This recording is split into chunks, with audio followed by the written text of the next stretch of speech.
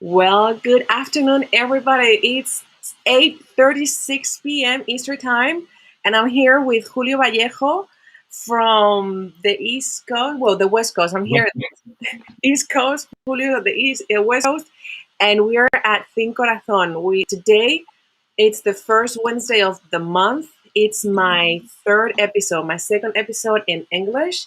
And I'm super excited because we're here to raise awareness about the LGBTQ community, language, the evolution, and so much brainwashing, pink economy, pink capitalist.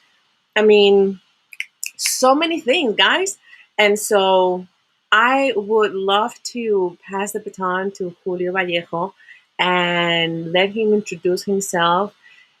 Tell us what you do. I mean, there's so many things that I want to ask you, and so many things that I would love for you to share because you're in so many causes and doing so much here. Well, he's from Mexico, by the way, and he always pivots from Mexico to LA. He's been living in Spain.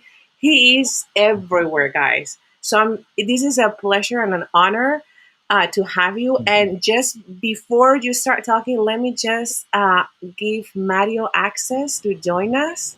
Great.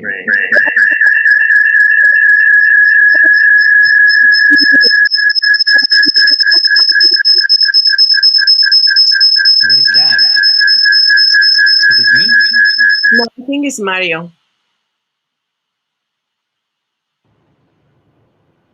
Julio, I don't hear you. He hears me audio. Can you hear me now? Julio, do you have multiple screens? Because if you do, that would be the case. Yeah, so it's not Mario, it's Julio. But, I think there it is. No. yeah, it's you, Julio. Well, Mario, while Julio is taking care of his Yes. issue with the sound, do you think you're going to be able to fix it, Julio? Okay, good. I'm confident. Mario, tell us a little bit about yourself. This is the first time that we are seeing each other. You are Jesse's roommate, and I know per what Jesse has Yes. shared with us that you are so involved in the community. So please let us know what you do and Yeah. So my name Jesse gave me a little bit of I asked him, to give me an introduction.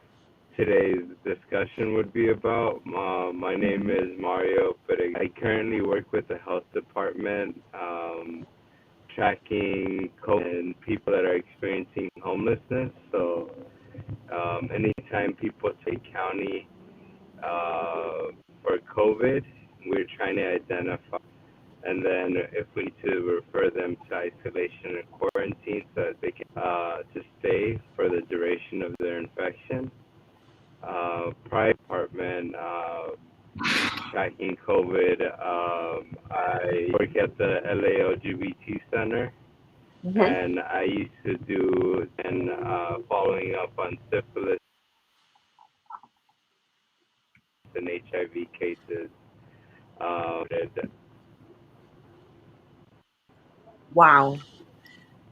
So what's your impression on? Were you able to hear me? Yes, I hear you. The sound is not awesome, but we can hear you, understand what you're saying, which is the important thing, right?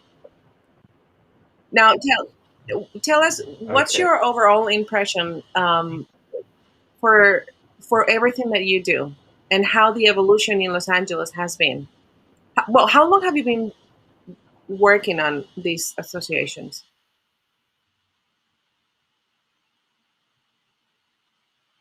I can hear you. Can you hear him, Julio?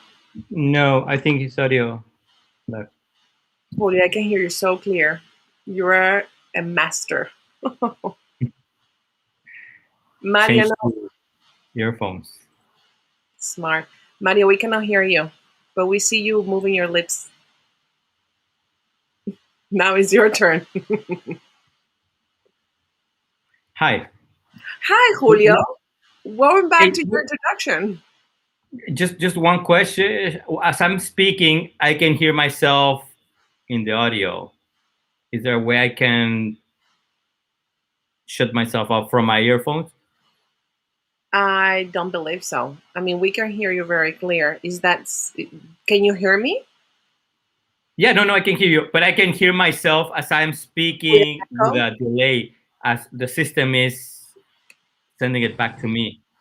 Yeah, that's what is used to happen before when you didn't have the earplug. It's something on Yeah. your end. From my studio, it looks good. Let me just Okay, check everything. I I think I'm back. Hey Mario, yes, you're back. And Yes, you're is my back. audio slightly better? Amazing, very clear now. Okay, so I think your question was how long have I been working with the health department? Correct. So Mario, can you do a horizontal instead?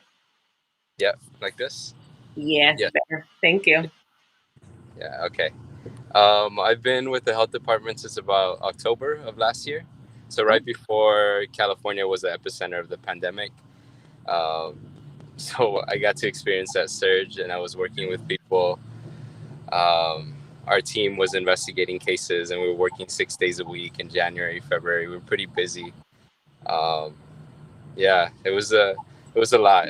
LA has a big homeless crisis, so um, when I think about the high cost of living in Los Angeles and how people lost their jobs during the pandemic. I also think about homeless LGBT youth and how they've been impacted by the pandemic, right? If they didn't have a safe place to stay and they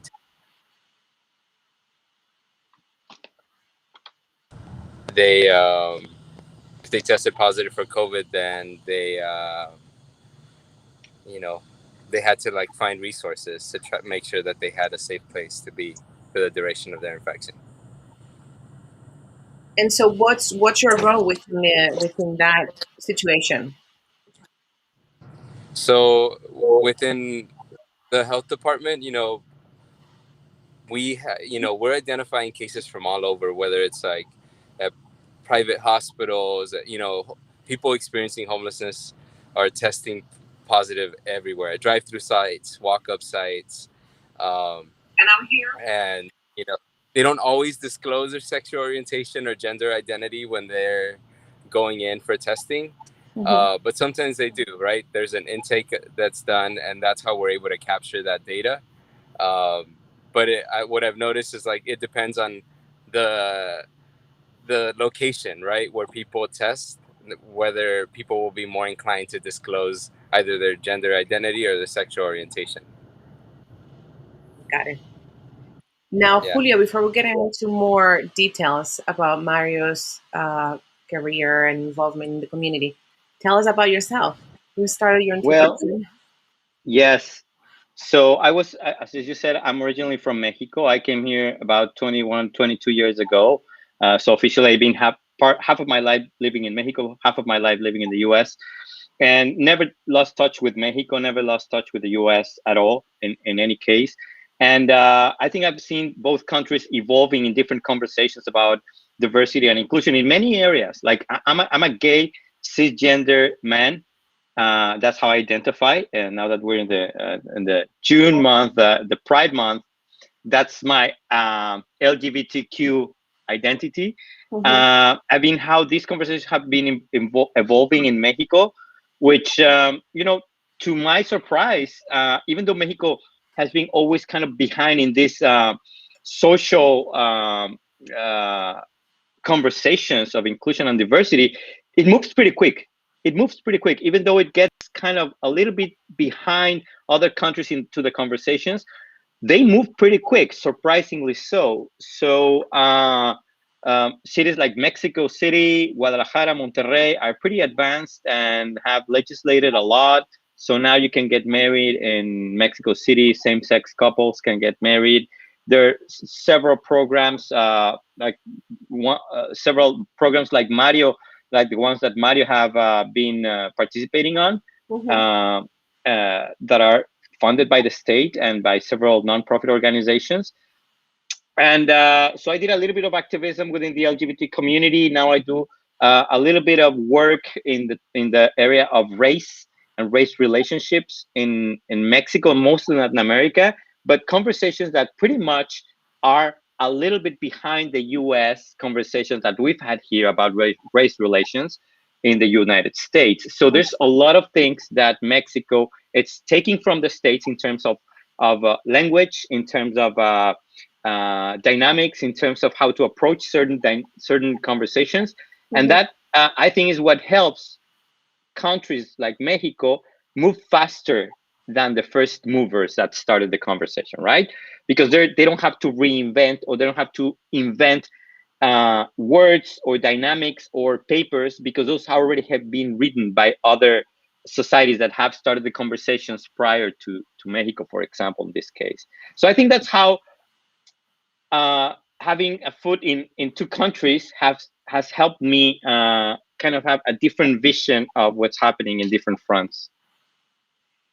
What is something that you guys are more proud of the evolution of the conversation in society? In terms of LGBTQ? Mm-hmm. Well, when I came here to the United States 20 years ago, I was in the closet. I didn't accept myself as a gay man. And I remember coming here 20 years ago, I went to a seminar called the Landmark Forum. And yes, I used to be a coach there, but in New York. Oh my God! Well, yeah, I took that. 6 months into the United States, I took Landmark Forum, and I remember this guy going to the front to share his story and saying that he was gay, right? That he said, "Oh, my partner," and then he referred to him as him, and I was like, "Man, how he is telling all these people that he's gay? How is that even possible? That should be a secret," because I was coming from a very old-fashioned, very homophobic society, culture. And so I came out of the closet here in the United States. Luckily I came to Hollywood, which is pretty open, and I felt really well accepted in every way. I was able to graciously come out of the closet without any major trauma or any major dump it. And then whenever I go back to Mexico and I see the fight for these rights in Mexico that started probably, really, really seriously about 10 years ago, those communities really, really are going against something big. Like, I think it was easier for me to come out of the closet here in the United States than I think it would have been in Mexico. Do you feel safe now in Mexico being gay? Oh yes. Okay, but I go to Mexico City. It's probably the same to say if you feel gay, being gay and feel safe in New York or in Los Angeles. Probably the answer is yes. But what about if you go to Middle America, right? Or to a small town, a small city that is very conservative? Maybe you won't feel as safe. The same happened in Mexico, right? If you go to Mexico City or Guadalajara, you're probably going to feel pretty safe, but not if you go to one of other states that are very conservative. I don't know. My family is from Michoacan, and I kind of sometimes I feel safe, sometimes I don't. What about you, Mario? What were you trying to say? Yeah, I mean, I came out when I was 17 to my mom. When I was 21 to my dad. One of the things that I'm proud of is just how much progress my own family has made when it comes to just accepting who I am. And also another thing that I would say that I'm proud of is just seeing all the different resources that are available for young people to, just like Julio was saying, it's like people are coming out younger, they're, when it comes to, affirming who they are as individuals, whether they're identifying as trans or queer or, just whatever their identity may be. I think that now that more and more there's different resources that are available for people. I know here in LA, there's this conference called Models of Pride that's targeted just for young people. And it's been going on for a long time. And I remember when I went one year, it was held at Occidental College out here in Eagle Rock. and they have different workshops that are available for people. So that's something that I thought was pretty neat. Just just that. Now, Julio, I know that you're very well versed on history, and I would love to ask you to put you on the spot and share something. I mean, not something. I would love for you to really introduce the topic on that because I'm not well versed, and I look forward to hear more about it through you. Yesterday we were The, talking the the history. top, Say the again. history of what? Well, the history how the gay community, everything started, persecution, things that we discussed yesterday, and we brought some light to the topic, and things that probably the generic, the regular, or somebody who is not well versed or so involved in the community will know and will understand. And then I want to pass into this new concept of pink economy, pink capitalism, rainbow washing, and all these terms, and even the evolution of the language. That for me, I'm pretty lost on it, and I've learned so much through our conversation.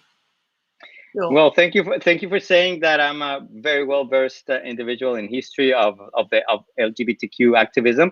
mhm. I don't think I am. I don't think I am. Oh, Like I don't know really the history, of the struggle that our community has gone through. Probably during the past decade, if we, I mean, not decade, but the last century, if we go really focus on modern history, but then back in history. But what I can tell you, it's uh, I believe one of the things that is coming out right now a lot is what you mentioned about the pink washing or the rainbow washing, which is like a lot of corporations. Now we have a June Pride, we have a Pride Month mhm. that goes all 30 days, and a lot of corporations, a lot of brands are now getting into the conversation by putting their logo in rainbow colors, and and trying to get attention for this month, and trying to get the pink market, which is a very very It's very powerful. very lucrative market. Yeah, because usually the gay market will has less kids, or really there are families that are um, LGBTQ families based, but it's not the majority, certainly because of the historic marginalization and legitimization of LGBTQ people to form a legit family, which Mhm. that is changing. It's changing fast, and that is one very good thing. But it's very lucrative, and a lot of brands are getting into this train and trying to lure the market. And a lot of people criticize these brands because they're not really having a legit interest in the cause, or in people, right? In LGBTQ cause. They just try to get the market. I think that they're right at some point.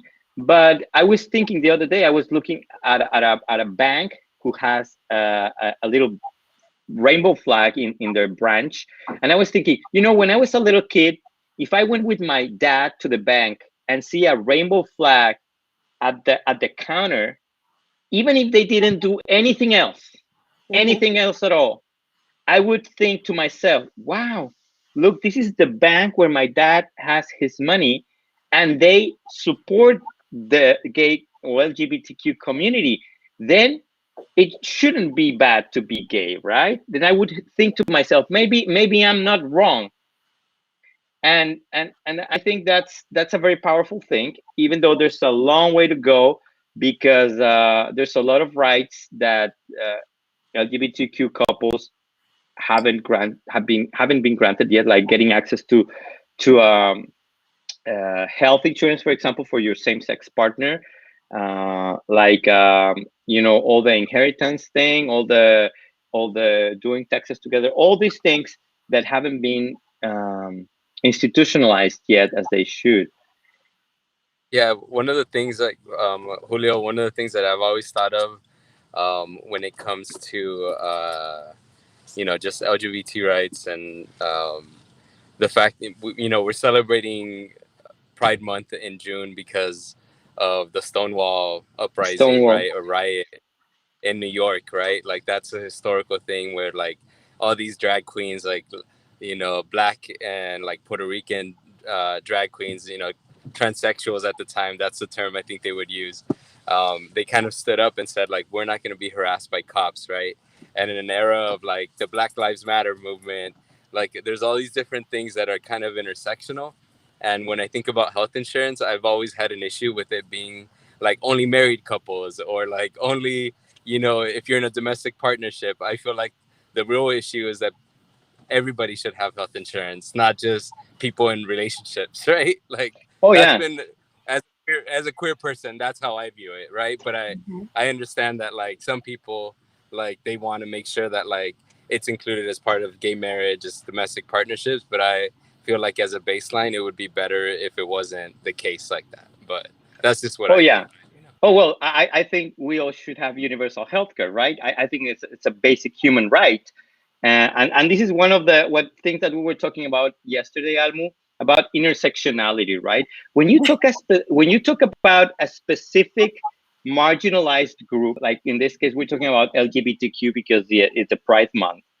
Mhm. You cannot left outside of the conversation how other types of discriminations intersect with the LGBTQ phobia, right? Or LGBTQ cause, because they do intersect, right? So access to healthcare, that's a human right. And that's a conversation that somehow intersects with LGBTQ rights, and how racism intersects with LGBTQ rights, right? Because being a gay man who is indigenous, it's probably a different experience than being a gay man who's white.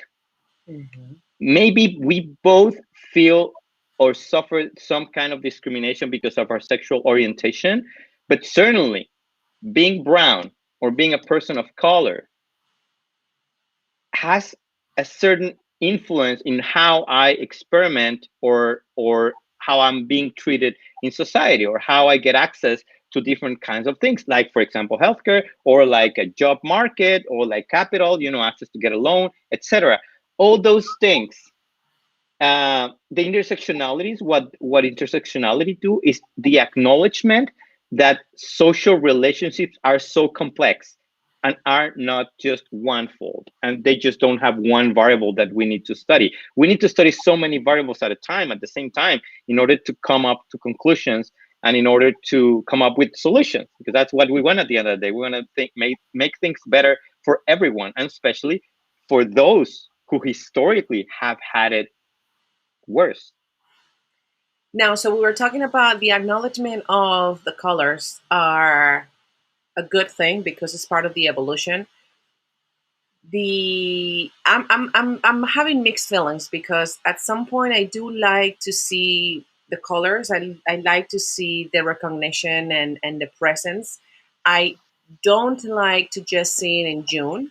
And I certainly don't like the economic factor, the financial factor that within the community, they always say, well, buy merchandise from those who are donating to communities, right? Donating, like giving back that money to the community. Now, there's a silver line there because even though you do give, you don't give as much as you receive. And so I know there's these we have different. Well, there's a lot of people now commenting, so I'm just adding the chat. I don't know if you get to see it. Oh Do yeah, you I get see to it. see the chats? Yeah, it's it's taking some time. Do you get to see the chats on the left side? Because I don't see it. I do. I can Okay, see it. good. Awesome. It's coming out. Okay, so I would love to hear Mario's opinion because I mean, I I'm not, this goes also back to the parade and everything where I used to celebrate and I used to be part of it. And growing up in Madrid, I will be the first one there, and in LA I've been there, in New York, and now I'm no longer do it. I feel like it got Taylor de Madre, it got somewhere where it's more commercialized and it's more of a different tonality than what I would love to see the evolution to. So I would love to hear your opinion, Mario. Yeah, I think when it comes to pride events or pride parades, like they are good areas for people to um, like disclose, or to kind of express their themselves. But when it comes to like the corporate sponsorship, that I feel like it's just a superficial support, right, of the community. I think that the fact that it's only observed, that LGBT people are identified as, you know, important just for this month, or praised for their accomplishments or achievements just this month. But I feel like that kind of support should continue throughout the year. Hmm. And that means hiring people who are LGBT and making sure that there are safe spaces, and that trans people in particular are empowered and have the support to be themselves. I know that before, when I worked at the LGBT Center, there was a whole program that kind of tried to support trans individuals and trying to obtain jobs. There often was difficulty with that, especially because when you're trying to get a job, you need an ID, right? And getting an ID that matches up with your social, that matches up with your identity, that could be a struggle, right? So, you know, making work policies that are inclusive of trans identities, and that are flexible, I think is something that is needed to make sure that the overall community, right, not just the lesbian, gay, or bi community, but the trans community is also supported. So yeah, I don't know, I think pride has definitely evolved throughout the years, and there's been different movements. I think last year here in LA, it was more of a protest march, wasn't necessarily, just like a parade. So that was interesting to see, at least here in LA. What is something that you saw on your organization that has evolved, or that you're happy to see supporting the community? Well, I would say when I worked at the LGBT Center, I don't work there anymore, but just seeing the different resources available, whether it's like for elders, who need affordable housing, the cultural events, all the art, they have an art gallery space for people to exhibit them, their art. I think that having emergency shelters for LGBT youth that are, experiencing homelessness because they've been kicked out of their homes, or, because they came to LA and now they're looking for a fresh start, right? They're trying to fulfill whatever dream they have.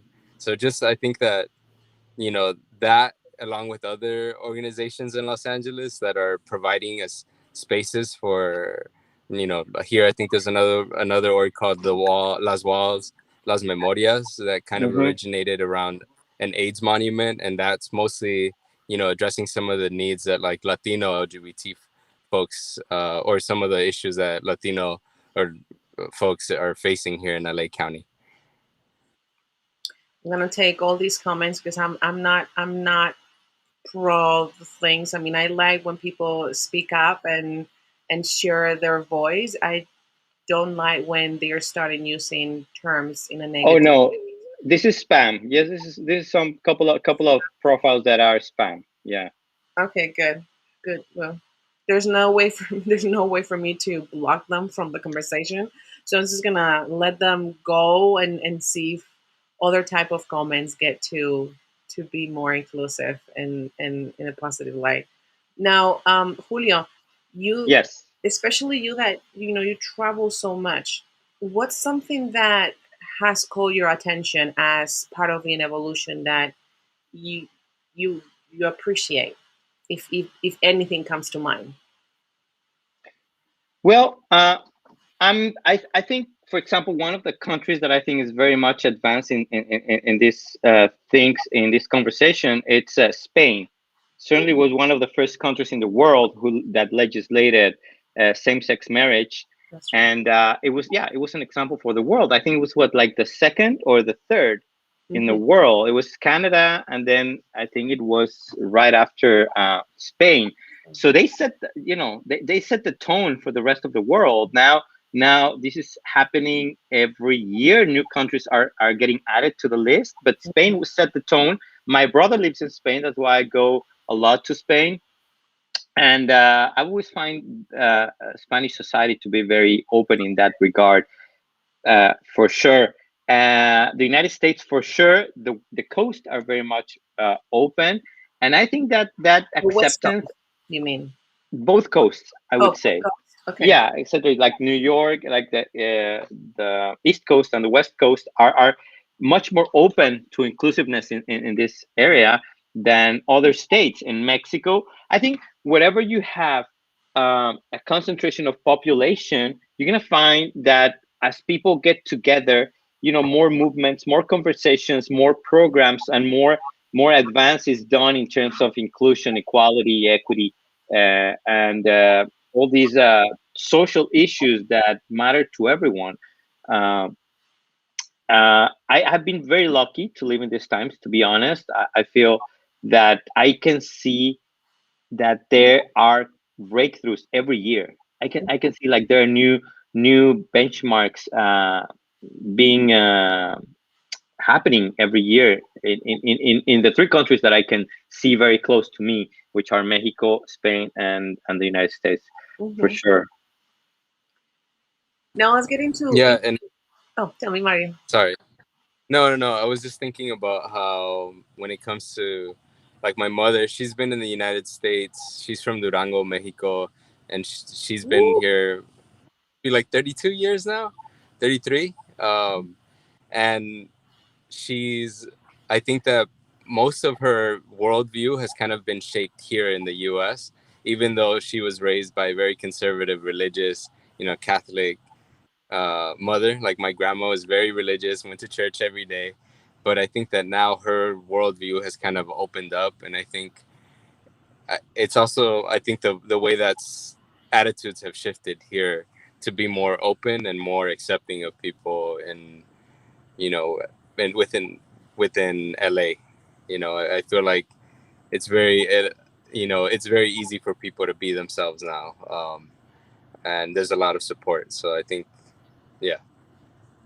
I like it. I like it. I mean, there's a lot of things that what we were talking about yesterday, the trauma, right? About accepting yourself and allowing yourself to come out and for your family to accept or for the society or job and and the intersections that Julio was mentioning earlier. And one of the things that I want to bring some light is the fact that well, the language has evolved so much. And that's something that I am personally, I mentioned at the beginning of this live that I'm very lost on it. And Julio has been gracefully teaching me a lot.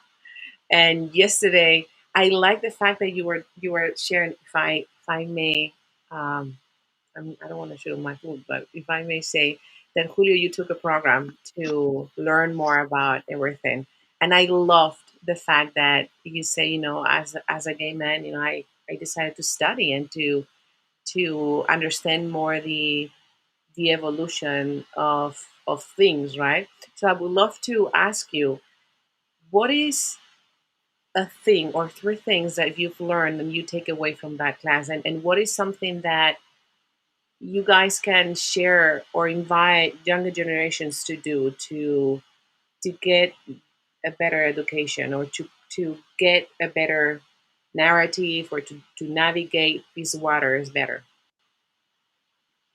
Um, okay, one thing for the younger guys, I think it's safe to come out of the closet.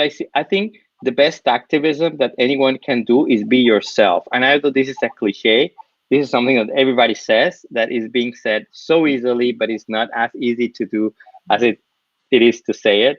But be yourself and just coming out. Coming out means like, just be yourself. Maybe you don't have to announce to people what's your identity, how do you feel about, what do you feel attracted to, but just being yourself every day. It's a form of activism. It's a form of saying, I'm here, I'm present, I'm alive, I'm part of this society, I contribute. And and I have the right to be alive, and I have the right to contribute and to do whatever I feel makes me happy. The pursuit of happiness, that's part of the foundation of every country. Allow their individuals for the pursuit of happiness, and that's a form of activism. Just being yourself without doing anything else, being truly yourself, it's a form of activism. And that's probably the number one thing anyone can do. Try to be true to yourself. Could you recommend an association or a place where people can find that support? To come out of the closet, so many now, so many, really, really. For me, I don't think there were so many when I came out of the closet, but there are so many now. Maybe Mario knows more associations. The one that I worked a lot with is PFLAG. PFLAG stands for Parents and Friends of Lesbians and Gays, and this is an organization for parents, because when you come out to your parents, they kind of get into another closet. So they don't want to they don't want to tell people that they have a gay son or a lesbian son, or a transgender son or daughter, and they need to process that, and they need to find peers, and their peers are other parents of LGBTQ people. So what I did is this, trying to create a group of PFLAG in Espanol here in Los Angeles for parents of Latinos who were coming out of the closet, and organize these groups for parents, for them to meet other LGBTQ friends and family members, for them to digest and to process and to see that everything is okay, that is not all the stereotypical lifestyle that has been told in media and everywhere, and that their kids and their family members will be happy, and pretty much are the same people. So that's the one that I worked a lot with, but Mhm. that's very much focused or aimed towards family members and and friends of lesbians and gays, or of LGBTQ people. Any other, Mario? I think in a lot of high schools throughout the U.S., there's GSAs, or Gay Straight Alliance programs, where people can, just talk about different issues that they're experiencing. And I would also say, for young people that are, in high school, that are graduating soon, and that are looking at scholarships opportunities, the Point Foundation, they help, once you submit your application and you get those letters of recommendation from either teachers, or if you've volunteered anywhere, they can help you with getting a scholarship to pay your tuition for whichever university you attend. And I would say that's something else that I like to tell young people, is that, you know, being LGBT means that you can do anything, right? Whether you want to be a doctor, a nurse, or astronaut, people, throughout history have been LGBT, but sometimes maybe they haven't been able to be as open about their identity. And they've been in different walks of life. They've been actors and artists. So I think that that's one of the things too. And like I said, just the GSAs in high schools, the Point Foundation, and of course here in Los Angeles, just the LA LGBT Center has there's so many different services that are available to people.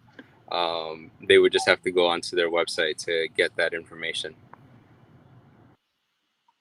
There's always the LGBTQ Center, for sure. I've had also very good experience with that organization in any way, in terms of healthcare, and in terms of psychological support, and in terms of any type of guidance of any kind. Definitely, Mario, the LGBTQ Center is a good resource, including to find other organizations that can help you specifically with what you're looking for. This is a hub of information. Mhm. I like the fact that you're including parents and their own process, through the conversation. Now, I do feel that, and I'm just gonna be totally bold. I don't think people, when they come out of the closet, they have to just express uh their how can I say it, how they identify themselves as, in a sense of, I'm not telling the world, oh, I like men. I'm not telling the world I like this or I like that. I just live my life as the way I want. And if it Mhm. happens to talk about it, then I'll talk about it.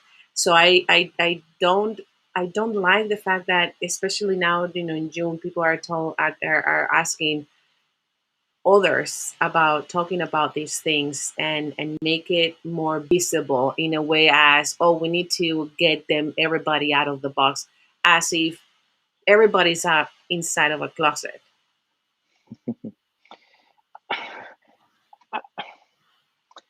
Yes, that's one of the things that a lot of people say, right? We shouldn't have to come out of the closet. Like, why should we? Just, whatever you like, and nobody should care, and you should be accepted as you are, whoever you are, without you having to make an announcement or make a disclosure that straight people or cisgender people don't have to make, right? Mhm. That's the final goal. Today, we're not there yet. I don't think we're there yet. Maybe in some areas, maybe in Hollywood, maybe in New York, maybe in Manhattan, maybe we are there, but in most of the rest of the country and many other countries, we're not there yet. We're not there yet, but that's a final goal. I agree with you. Now, do you guys believe that having these conversations help make it, more mainstream? Like, what do you think? Because I've been a little skeptical about doing this live, and then yesterday when we got together and we start chatting, and it was so much fun. I say, heck yeah, we're just gonna do it. Why not? Now, I'm from Spain. I'm very very used. So I've known you guys forever. I mean, for those who don't have it, I didn't share with you, but I used to work with Julio. My first job, actually, outside of my family business, in back in Los Angeles. So that's where we met. And we had another ex colleague, Jesse, who wasn't able to make it happen for today. And Mario's Jesse's roommate. So I mean, we are all somehow connected, and so, well, it came very natural. But for those who might not know us, we're not pushing the conversation. We're just happen to be open about it, and we are friends. So Yeah. what do you think, Mario? Because I think you're the one who is more involved into your day to day work and I everything. mean, I would say that having conversations, where people are talking about, you know, an individual's gender identity or sexual orientation, um, I think we're all complex, right? And when it comes to individuals that identify as straight, right, some may be on a spectrum, right? So maybe sometimes, they may, I mean, I feel like that's the beauty of the LGBT community, is that it addresses the fact that human sexuality and gender identity is diverse, right? It's not just on a binary. It's not just like gay and straight, right? There's all kinds of in betweens also. So I think that, sorry, that is something that should be normalized, and that we should be able to address, and the fact that everyone should be treated with dignity and respect, and everyone, like when it comes to loving someone, right? Depending, what matters is that that person is loving and taking care of that person, right?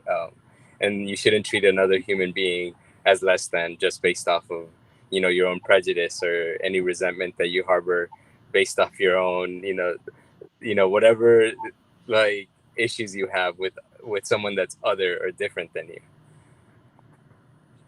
Now, to finalize the conversation, we're getting towards the hour talking about this. Let's get into the vocabulary, because that's something that I would love to bring some light, and I would love to create awareness on the different terminologies, and how now we see more than ever next to our names the he, him, his, or she, her, hers. What is this movement? Tell us what you know about this. Do you want to take it, Mario? Wait, I'm sorry. What was the question again? About The- about the, yeah, language. How language, like, for example, like me, that I put Julio Vallejo, he, him, right? This is about gender identity, and I would like to say how there's different variables in terms of when we talk about sexual diversity or LGBT community. One is the gender or the biological sex you were assigned at birth. Then you have the gender you identify with, and that's why I put he, him, because I identify as a male, so I'm a cisgender man. And then the third one would be the gender you're attracted to or your sexual orientation. And these three variables are independent of each other. That's why you can get one sex assigned at birth. You can have an identification with a gender that is different to the one they were assigned at birth, but also you can be fluid in that sense. And that's what we call, that we know as gender fluid, meaning I don't necessarily agree with these two binary genders that society has constructed. I really, feel something maybe in between. Maybe, I like some things that are feminine. I like some things that are masculine. I would not like to decide for one. I would just like to be myself and be sometimes let out my feminine side and sometimes let out my masculine side. What not independent of what's my gender assigned at birth. And the other one is what gender I'm attracted to. Mm-hmm. And that may be, gay, that means a man attracted to another man, or asexual, meaning you don't feel attraction to any or sexual attraction to any gender specifically. That doesn't mean you don't look for interpersonal relationships, right? That just means you don't have the urge for a sexual attraction or erotic attraction to any gender. Or you can have heterosexual, which is, attracted to the other gender. And there's so many.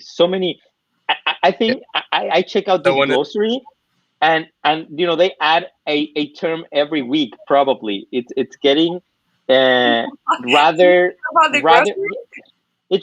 I mean, there's a glossary, yes, and it's glossary. Okay. Yeah, glossary. Yeah.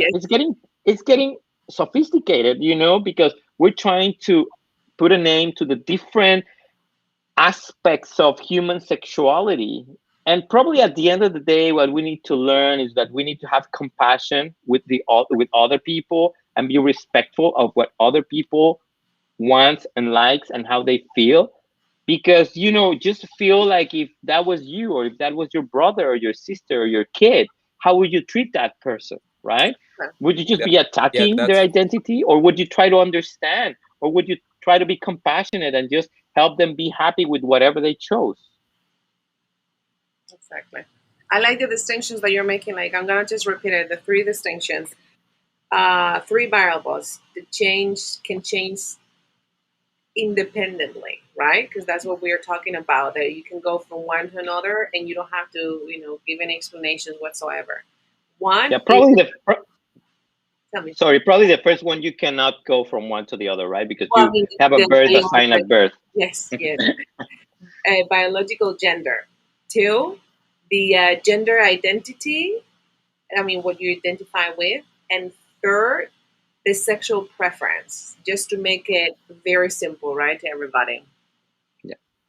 Yeah. Now, and I really find using gender pronouns and signatures, or when introducing, I feel like I can identify as he, him, his, right? And someone else may have a different way of identifying, but at the end of the day, I'm just going to treat everyone that I come across with the dignity and respect that they deserve as individuals. And if they tell me, like, I think that sometimes people get too lost in things, but I just, if someone tells me what their name is, then I'll refer to them as their name, right? Like, to be respectful and inclusive of who they're telling me, what they're telling me, they identify as, and what their name is. So I think that's something that I've also learned as I navigate. And when I see people use like he, him, his, or in their email signature, to me that just means that person is a person that is very open and welcoming and tries to create an inviting space, and has open lines of communication for others to engage with them. So I think that that's something that when it comes to language, I really appreciate. And then just the fact that people can now be more open and disclose their sexual identity or sexual orientation, I think that that's really great, and it helps restore dignity to people, and also helps them navigate and be more free. So I think that there's definitely been a lot of progress made, and that makes for a lot of happier people, you know. So I think that, yeah, I like that. that's something that.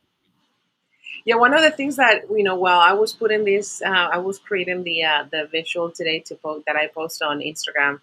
I was reading a lot of articles, and I was seeing, I shared three tips on how to become more inclusive at work, and I came a lot about with people having challenges on the use of language, or on being afraid of hurting other people's feelings if they don't get the identification, or they don't get the right pronouns. And I feel at some point, we gotta be authentic, and we gotta own our mistakes. And if we don't see right away that this person identifies himself or herself however they would love to come across, we just we just need to own it and be like, well, hey, thank you for letting me know. Thank you for pointing it out, and then move from there with grace, right?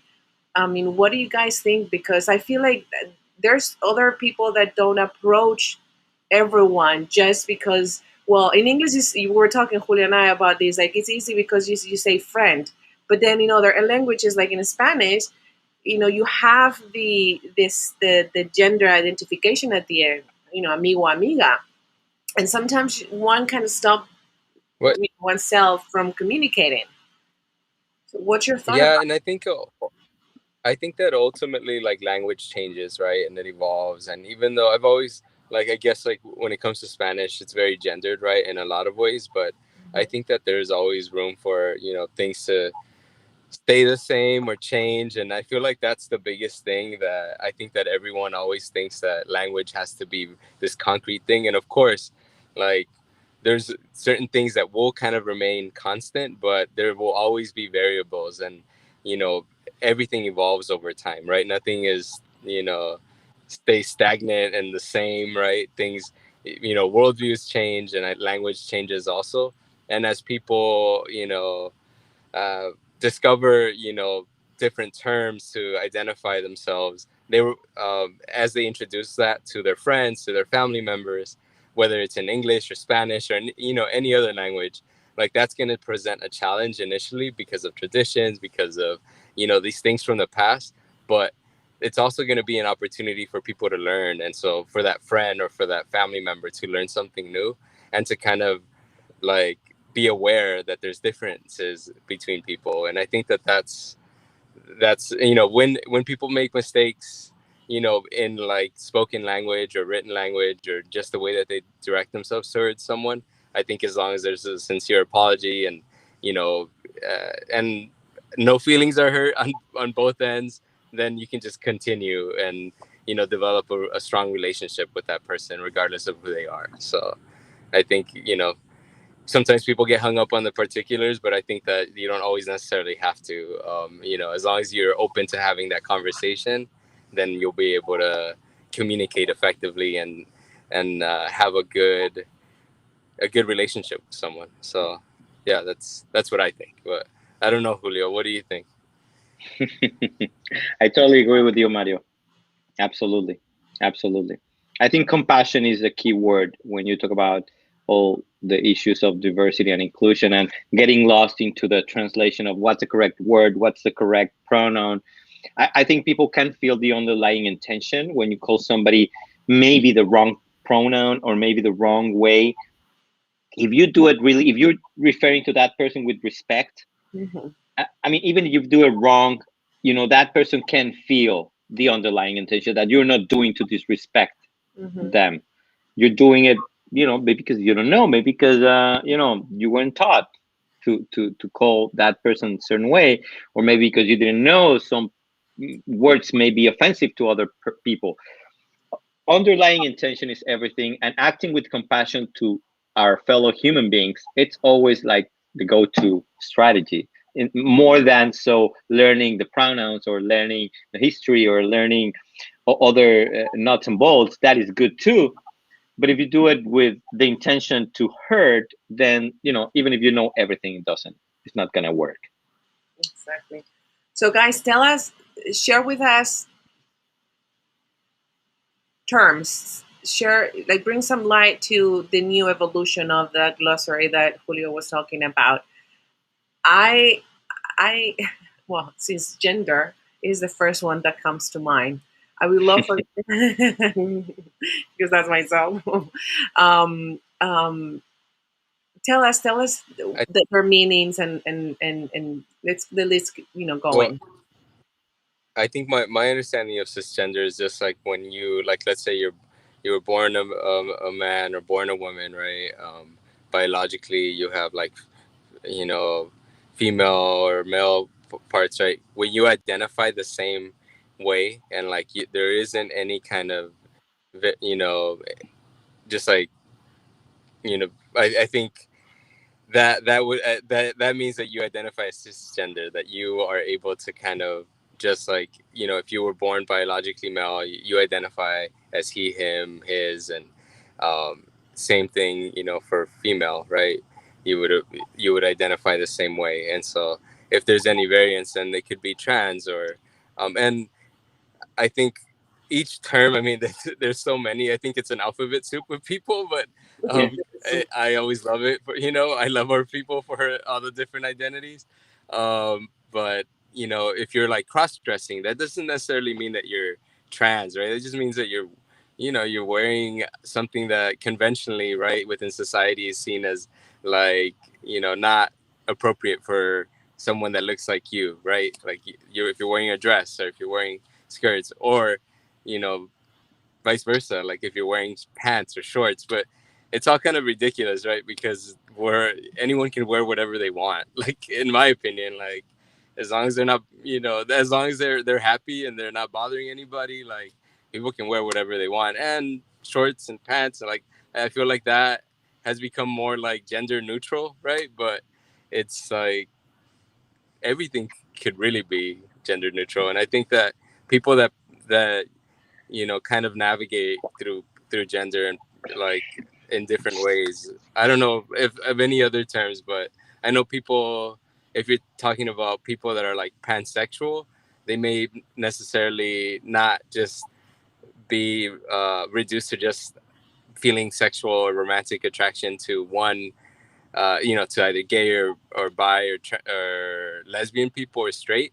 They might feel like they have an attraction to everybody. So that's another term that I can think of, pansexual. But I don't know, Julio, is And there not any to other any, terms? and not to everybody, right? Because it's like this, if you're gay, you like all men. No, you don't like all men. You feel Yeah, attracted to, you Later. can feel attracted to men, but you like some men, right? Not all. Like pansexual, you can yeah, feel exactly. attracted to probably any identity, any sexual or gender identity that there is, including everything, but not to everyone, Yeah, because that's the connection could you and that person. Yeah, but yeah, no, and this is what we need to navigate now, is language, right? Like, language, it's because language creates reality.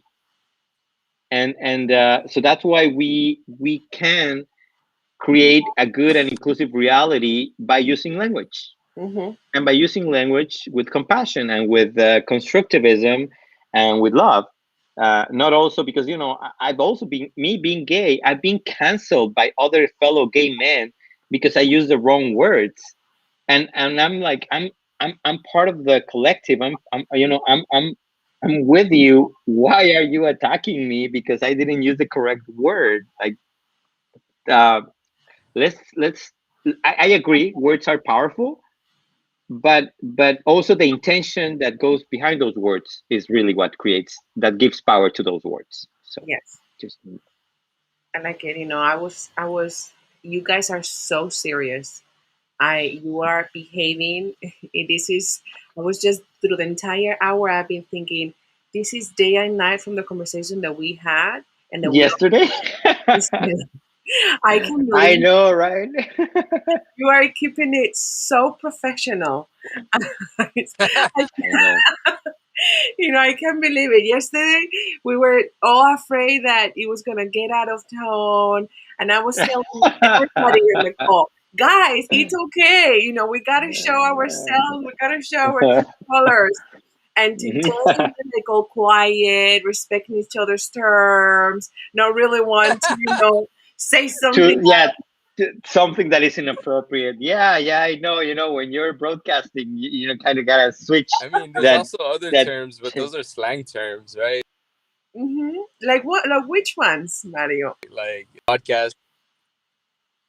Like which Oh, one? well, just like I was thinking about, like, just within like gay men, like, slang terms like top or bottom or versatile, right? Like those those are just like in terms of the sexual role of the individual, right? Whether I guess, I didn't I know mean it, yeah, like whether someone's getting, I mean, I don't know if this is, can I curse on this podcast, that. or you're like No, no, no. you're like no. Thank you for asking.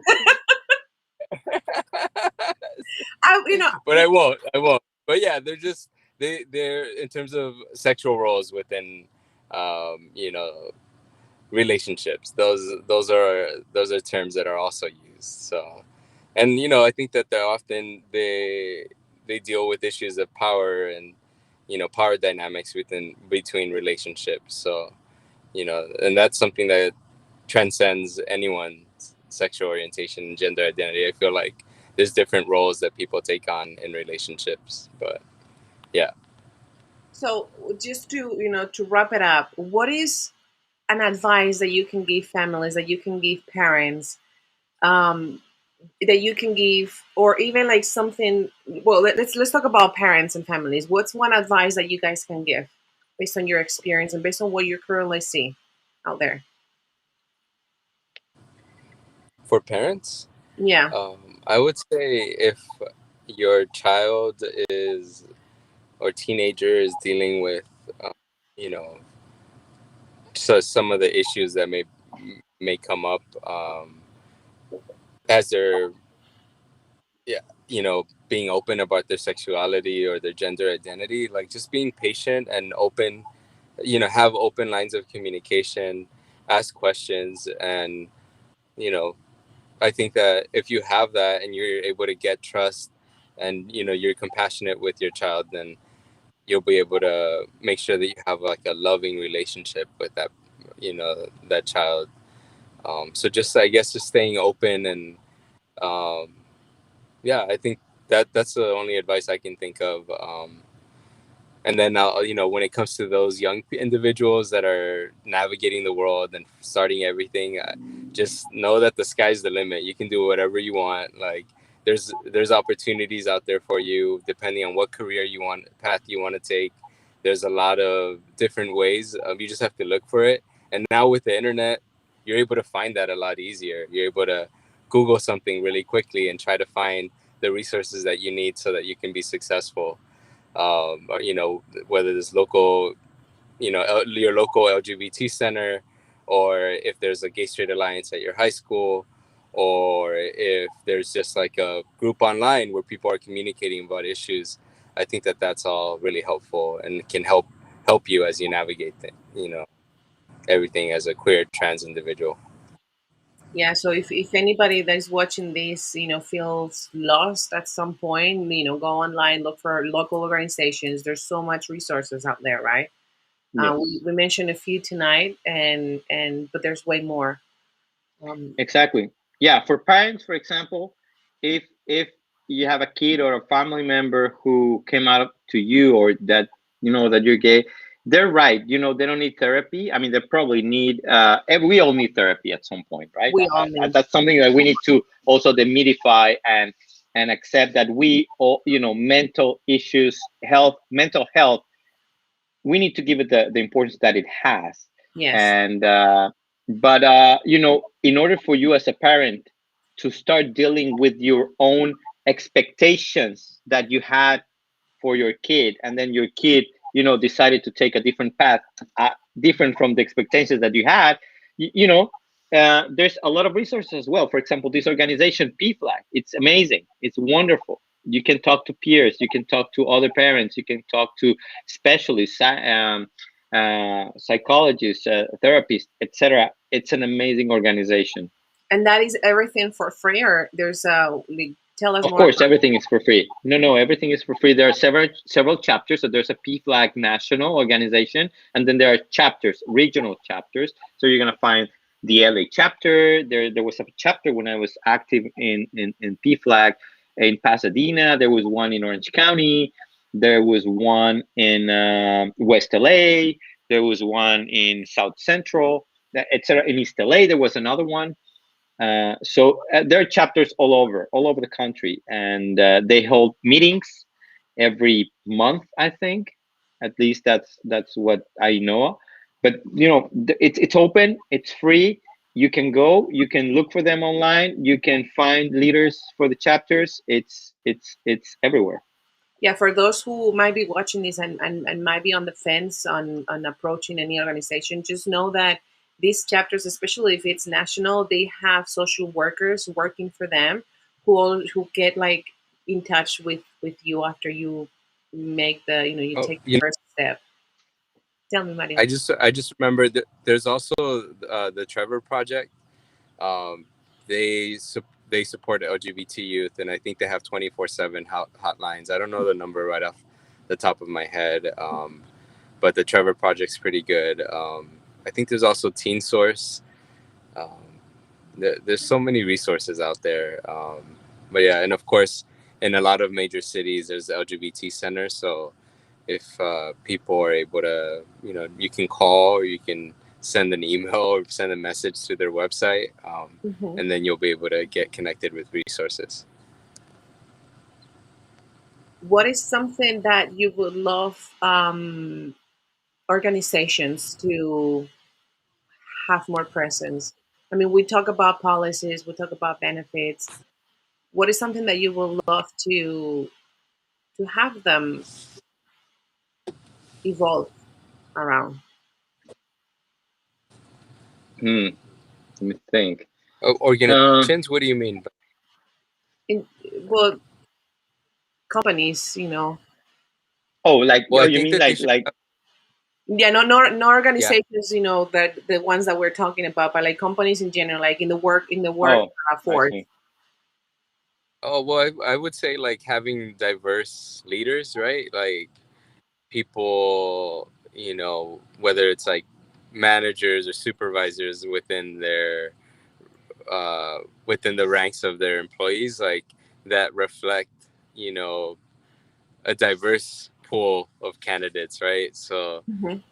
hopefully they can attract like queer and trans individuals of all backgrounds, right? Black, brown, white, Asian, like, um, I think that that's one of the things that should be consistent, because I Hmm. think that when you have a diverse workforce, you're able to attract more talent and have, I don't know, I think that just like you're able to be more innovative. There's different ideas that are being brought forth, and things that may have been overlooked can be brought to the table. So I think just being inclusive, and then also creating support for those individuals as they navigate, especially if they're the only like black gay person or brown, woman in that position, like making sure that they don't feel ostracized or like, they're being tokenized, or that they're just one person, making sure that you continue to, you know, you create, additional information, or you create spaces that are inclusive, and that, you're able to attract more talent that's the same. So When you talk that's what about, I would say, especially, yeah. sorry for interrupting you, Mario. When you talk about creating spaces that are more inclusive, what do you mean? Like, give us an example. I think, just making sure that people are aware that like it won't be fine for the the workspace, even if it's a remote workspace, for people to make jokes about people's sexual orientation or gender identity, right? It won't, making sure that, I mean, beyond the liability that could get your company into, but just like making sure that you are you're enforcing that, and that you're making it so that people, no one is being disrespected in the workplace, right? Yeah, feel And empowered that also for that that. yeah, and that people also don't get fired. I think that there is states in the U.S. still where if someone discloses their sexual orientation or gender identity, they could still get fired. California is not one of those states. I don't think New York is either. But there are states where someone, could get fired simply because of their sexual orientation or gender identity. So, I think that there's still work that needs to be done in that regard. I think that there needs to be some sort of, you know, national, protections to ensure that people aren't, left unemployed simply because of who they are, What do you think, Julio? Um, I think companies are first step is they're becoming aware, and that's good. That's a good thing. I don't think it's a process that can happen overnight. Change all these policies, all these momentum that they have for hundreds of years. But certainly, I don't understand they're changing from a very superficial perspective, just putting the rainbow and saying that they support the gay community without actually doing any fundamental or any structural changes. But I think it's a very first good step. It needs to filter down to the structure and to things that are going to stay there forever. Really, the long-term changes, like all the changes that Mario is talking about, and certainly having collaborators that feel safer and can be themselves at work. Certainly, they're gonna give the best they can to the organization, right? They're gonna be more productive. They're gonna be happier. They're gonna feel part of the team, and they're just gonna make that organization grow. And that happiness filters out everywhere in the organization. All the way from marketing to the product to innovation, everywhere. You know. Having that flow. Now, one of the things that we were talking yesterday about Disney Plus, I want to then close up the conversation on, well, there's so many things that you're doing for the Latino community, Julio, in Netflix. You were talking about Netflix having these shorts, these episodes. No, It's a no, it's Disney Plus. Disney Plus. Disney Plus, yes. Yeah, we launched these six short films that they commissioned to film students called Launchpad, and Mm-hmm. this came out actually last week. So these amazing short films are, they undertake different aspects of diversity and inclusion, all the way from gender identity to race, ethnicity, to uh, LGBTQ issues. Like they're all amazing. They're amazing, and people will enjoy them. They're about between 15 to 20 minutes, so they're like, you don't have to commit a whole movie, hour and a half, 2 hours. You can watch them as short films, and you're gonna have a lot of fun watching them, and you're gonna learn a lot. That's what, for me, that's a huge step forward, like seeing more about inclusion everywhere in the industry, in different industries, and seeing efforts that are really tangible, not just putting the colors out there, but really making things happen. I love what Mario shared, the workforce allowing employees to be themselves and to be hired, and having that diversity in your staff. That's something that I would love to see, and allowing them to go to work as they wish, in a sense, within some canons, right? Within some sort of, mm, mm, mm, mm, how can I say, not parameters, but like the same way we're not going to go to corporate America in shorts. Understanding that shorts is not the same as a tattoo, or is not the same as I don't know, something else, right? Or your hair color, or whatever it is.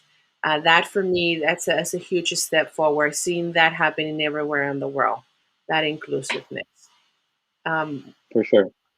Now, guys, Yeah, I anything think being inclusive and having representation within companies is very important, I think, that's a for the real health thing of for me. the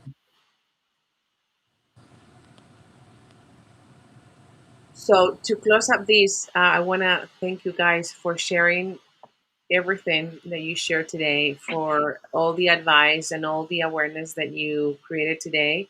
And I know, Mario, you're not on Facebook, but if something or someone wants to get in touch with you guys, well, you can follow Julio Vallejo on Instagram. He's active there. Is there any way, A Mario, little bit. is there any way, Mario, that people can follow you online? Do you have a YouTube channel or something? I don't know, and I'm actually starting nursing school soon, so I'm trying not to be too engaged. The less I am engaged with people With online, the social better, media? at least for the next 2 years. So, Well, but like I said, that's gonna consume a lot of my time when I start nursing school in August. So, dude, you're into big things. I love it. yeah. Love it. Well, thank you guys for your time. I mean, as I was starting the live today, Think Corazon, this program is all about mindfulness, conscious growth, and community support. And I feel that today, among the three of us, we achieved the goal on on on on the program. So, if there is anything that you would love to take away from today's conversation, tell us. What's for Well, I you?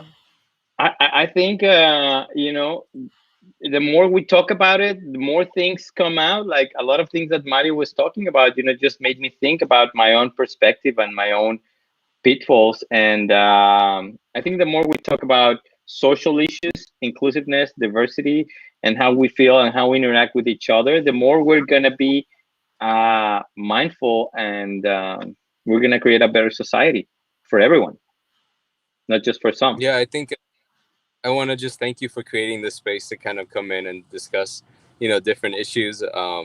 As Pride Month, transpires, and we have, a lot of different things that happen this month. I think I'm just happy that like I can be my own self, and I can, navigate the world as my own authentic self. And it's off of the work that a lot of people in the past have done, right, to make sure that. I can, have, I can achieve whatever I want to achieve. And I think that, just you having us here to kind of discuss the different issues that LGBT people face in society, and, the way that LGBT people are, now when it comes to like consumerism, like all of that, the way that we're included in that conversation, I think that it's a good thing. And, um, yeah, it's just I think that I really appreciate that you created this environment for us. Thank you. I mean, it's a pleasure. Thank you really for giving me your time today. And this doesn't stop here. We're going to have more conversations. I look forward to have a conversation in Spanish and to talk more about the Latino industry and to raise more awareness, support Julio's efforts and activisms on everything that you're doing Okay. because, Thank you. we gotta amplify our voices. All of you guys are doing big things in today's society, and I'm really happy to have you today and to be able to hear you and to get all your advices, and hopefully today we inspire somebody out there watching. So thank you guys, and thank you everybody for Thank you, watching. Almu. Thank you for creating the space. Big Here. hug, guys. Have a good night. Bye. Take No, care.